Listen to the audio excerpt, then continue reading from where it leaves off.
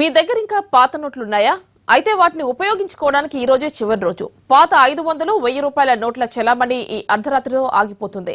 ఇక వాటిని బ్యాంకుల్లో డిపాజిట్ చేయడం మినహా వేరేగా ఉపయోగించుకునే అవకాశం లేదు. పన్నులు కట్టాల్సిన జీహెచ్ఎంసీకి పాత బకాయిలు చెల్లించాల్సిన వెంటనే చెల్లించేందుకు ఇదే చివరి ఛాన్స్. పెట్రోల్ బంకులు, ఆర్టీసీ, రైల్వేల్లో కూడా పాత నోట్లు ఈ ఒక్కరోజు మాత్రమే చెల్లుబాటు అవుతాయి. పాత నోట్లు రద్దయిపోయాయి, కొత్త నోట్లు వచ్చేశాయి. 2000 నోట్లు మార్కెట్లో ఉన్నా దానికి చిల్లర దొరకటం లేదు.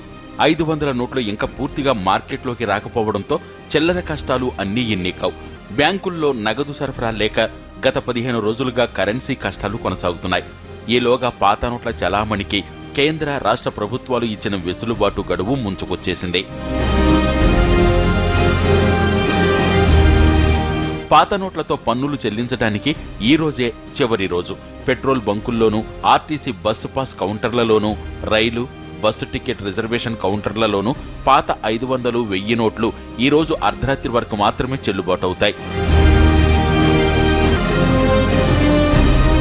నిజానికి పెద్ద నోట్ల రద్దు అన్ని రంగాలపై ప్రభావం చూపినా జీహెచ్ఎంసీకి వెసులుబాటు ఇవ్వడంతో పన్నుల వసూళ్లలో రికార్డులు సృష్టించింది.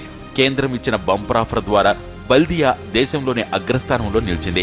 ఈ నెల 10 నుంచి ఇప్పటి వరకు ఆస్తి పన్ను, ట్రేడ్ లైసెన్స్, విద్యుత్ బిల్లు, వాటర్ బిల్లు, ఎల్ఆర్ఎస్ ఫీజుల ద్వారా జీహెచ్ఎంసీకి 218 కోట్ల రూపాయల పన్నులు వసూలయ్యాయి.